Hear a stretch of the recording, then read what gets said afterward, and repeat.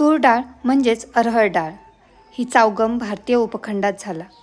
सुमारे 3000 वर्षांपूर्वी आपल्या पूर्वजांनी ही डाळ लागवडीत आणली. पुढे ही डाळ भारतातून आफ्रिकेत आणि नंतर कॅरिबियन बेटापर्यंत पोहोचली. आज जगभरात पिजन पी म्हणून ओळखली जाते, पण आपल्या मातीचा तिला गंध आहे. तूर ही खरीप हंगामातील पीक आहे, म्हणजे जून ते जुलै दरम्यान लागवड केली जाते. तिचं वैशिष्ट्य म्हणजे तिची टिकाऊपणा. कमी पाण्यावरही उगम घेते. ती मुळांच्या मदतीने जमिनीत नायट्रोजन धरून ठेवते, त्यामुळे माती सुपीक होते. तूर डाळीला लागवडीनंतर सुमारे 150 ते 180 दिवस लागतात.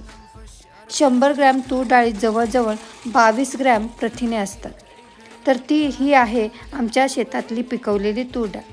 तुरीची रास केली की ती साठवून ठेवतात. उन्हाळा आलं की तुरीची ही डाळ कोमट पाण्यामध्ये 7 ते 8 तास भिजवतात.